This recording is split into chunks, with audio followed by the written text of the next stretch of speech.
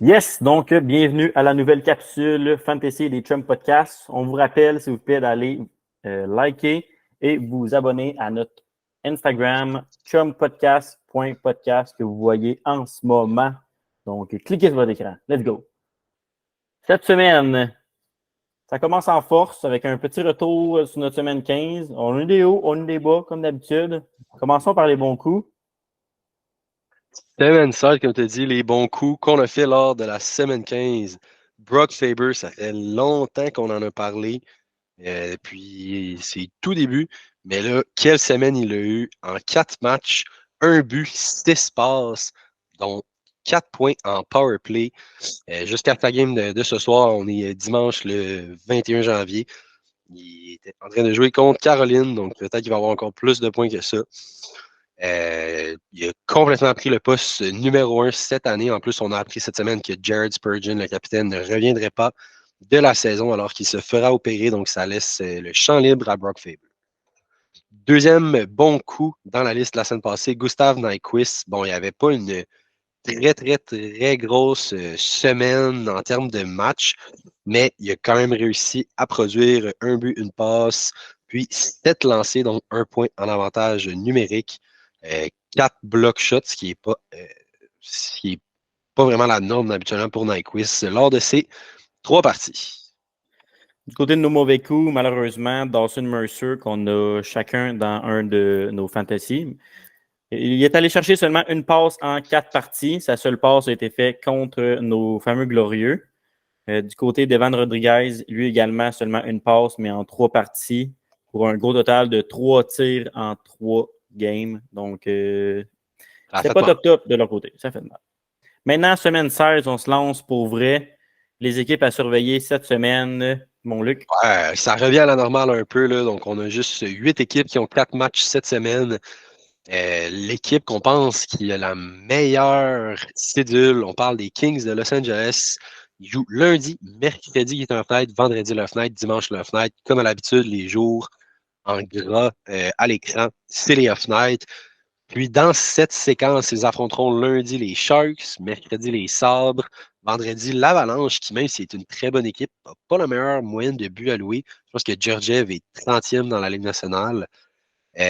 Puis, ils finiront ça dimanche contre les Blues. Ensuite, les Panthers de la Floride qui jouent euh, notamment contre les Predators, Coyotes, Penguins et Islanders ensuite, dans un back-to-back vendredi-samedi.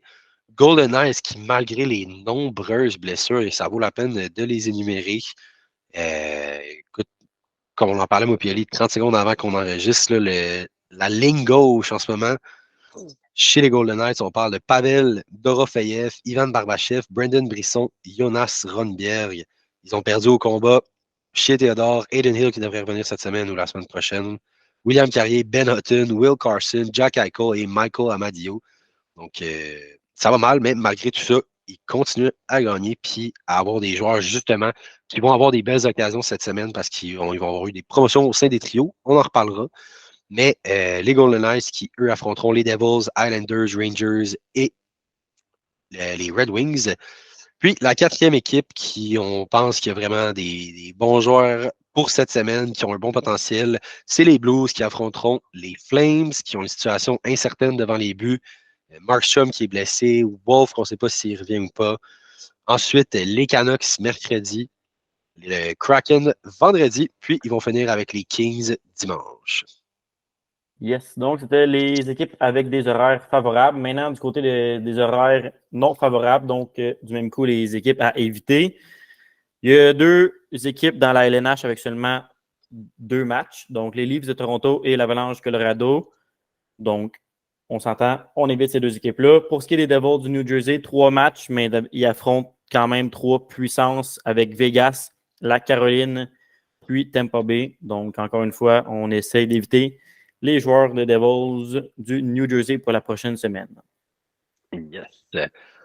Les Machades, cette semaine, on passe ça en force avec une petite controverse peut-être. Petit gars Pierre-Luc d'ici. Dubois, qui n'a absolument rien fait cette année, mais qui commence à avoir sa chance potentiellement. On en a parlé cette semaine, les Kings qui ont un horaire vraiment fantastique, pour ne pas le dire comme ça.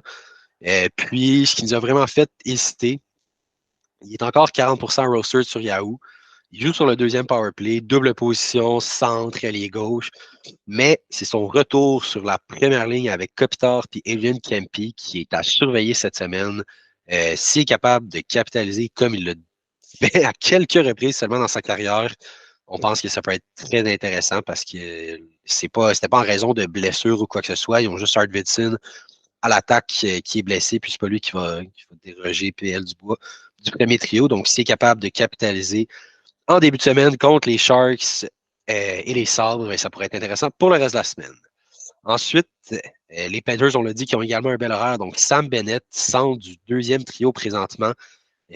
Barkov est blessé, mais c'est quand même Anton Lundell qui est sur le premier trio. Cependant, Sam Bennett est tellement mieux entouré. Il est à sa gauche, Carter Verhaeghe, à sa droite, Matthew Tkachuk, qui est en train de casser la ligue présentement depuis la dernière semaine et demie, en parlant de Tkachuk. Donc, le fait justement que Kopitar ne soit, pas Kopitar, excuse, Barkov ne soit pas revenu, ça laisse la place à Bennett sur le premier power play avec Reinhardt, Montour, Verhaeghe et Tkachuk. Barkov, c'est pas une blessure à long terme, donc ça devrait revenir quand même, mais avec le powerplay des Panthers, c'est sûr qu'il devrait être capable d'en profiter, au moins lors des premières parties. Sam Bennett, cependant, il est 27% rostered, puis il y a seulement la position de centre, mais comme dit, ça va super bien ces temps-ci, puis là, il va avoir encore plus d'opportunités. Depuis le 1er décembre, on parle de 21 parties, 14 passes, 48 lancés, 28 hits, puis là, il va avoir encore plus de temps en avantage numérique. Le troisième joueur qu'on pense qu'il va avoir une très belle semaine, Chandler Stephenson à Vegas. Donc, je l'ai dit, ils sont minés par les blessures, mais ce qui laisse la porte à Stephenson d'aller piloter le premier trio avec Mark Stone à sa droite, puis Pavel Dorofeyev à sa gauche. Ça lui a également valu une promotion sur le premier power play et la première unité de désavantage numérique. Donc, à 21% rostered, 4 games cette semaine, ça peut être très intéressant. C'est rare en ce moment les joueurs qui sont first line, first power play, first PK, en bas de 30% rostered. Donc, même s'il y a juste la position centre, très intéressant cette semaine. Yes, du côté de Yegor Sharangovich, on est fatiguant avec lui. Ça fait 3 semaines déjà qu'on aborde le sujet. Mais je ne peux pas croire qu'encore une fois, il n'est pas encore atteint le 50% roster sur Yahoo. Il est à 43 présentement. Il joue sur la première ligne, sur le premier avantage numérique. Et maintenant, il y a le triple position. Donc, il est centre, ailier gauche et ailier droit.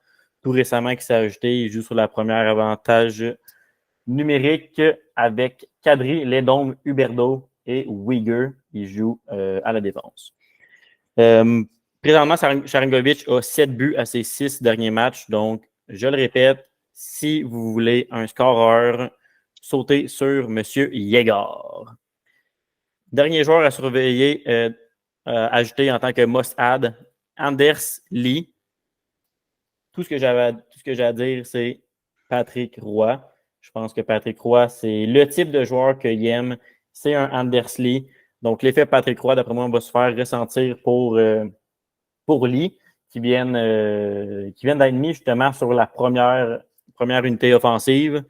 Donc, avec des gars comme Barzal et Bo Horvat, je crois qu'il peut vraiment avoir une bonne semaine. Il y a 3 matchs, tout comme Sharangovich. Donc, voilà, pour les must-add de cette semaine. Patrick Roy, man. Patrick Roy.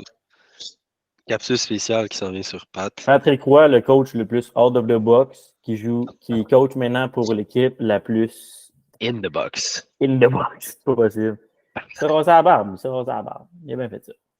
Donc, maintenant, pour les joueurs de la section, gardez l'œil ouvert, pas nécessairement à Mustard, mais on pense que ça pourrait être intéressant si vous êtes dans des ligues plus profondes ou des 14 GM puis des 21 joueurs. On commence avec Jordan Eberle, qui est 25% rostered, seulement 3 matchs pour le Kraken cette semaine. Mais on parle de Chicago, Blues et Columbus. Puis, c'est toutes des off-nights, en fait, mercredi, vendredi et dimanche. Donc, ça devient intéressant pour lui qui est sur la première ligne, sur le premier trio également. Une position seulement à l'aile droite. Mais ça faisait longtemps qu'il n'était pas revenu sur la première ligne, surtout avec l'arrivée de Tatar. Donc, ça pourrait bien coïncider. Il complète le trio également. Le premier trio, pardon, avec Jared McCann. Ensuite, défenseur, on a Alec Martinez, le champion des blocs shot, qui n'a pas eu nécessairement la plus grosse saison. Il était blessé au début de la saison. Quand il est arrivé, ça a super bien été en termes de temps de jeu, de points qu'il avait. Sa production a redescendu un peu, mais avec les 4 games cette semaine, à la position de défenseur, ça peut être super intéressant également. Il est sur le premier power play, ce qui n'est pas quelque chose de très fréquent dans la carrière d'Alec Martinez. Donc, ça ne durera sûrement pas longtemps, mais à 7% rostered, des fois, ça vaut la peine d'y jeter un coup d'œil. Ensuite, Braden Shen avec les Blues qui ont également 4 parties. On l'a dit, ils affrontent les Flames, les Canucks, le Kraken et les Kings. Braden Shen qui est sur la deuxième ligne et le deuxième power play, double position centre ailier gauche. Seulement 31% rostered, mais il est en feu présentement. 6 points assez. 6 dernières joutes. Puis Braden Shen qui amène un élément de jeu physique, donc beaucoup de hits sur lesquels on peut compter pour faire des points supplémentaires dans un fantasy. Yes. Sautons à son compatriote de trio, Jake Neighbors, un autre gars des Blues de Saint-Louis, donc également 4 parties cette semaine. Donc, Shen, Neighbors et Brendan Saad qui sont sur la deuxième ligne. Neighbors joue également sur le premier power play. C'est en majorité d'ailleurs là qui fait ses points.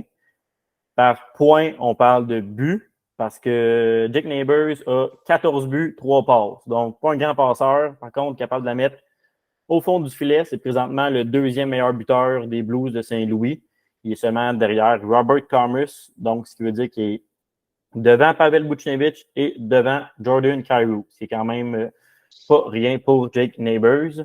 Ouais. Et double position à seulement 3% roster sur Yahoo. Ça serait un bon guess pour cette semaine puisqu'il y a 4 parties comme on a mentionné. Petit dernier. Ouais, c'est pas beaucoup. C'est pas gros, hein? Petit dernier, Shane Pinto, que j'ai tout récemment ajouté dans mon fantasy. C'est un guess, c'est un gamble. Parlant de gamble, il aimait ça gambler.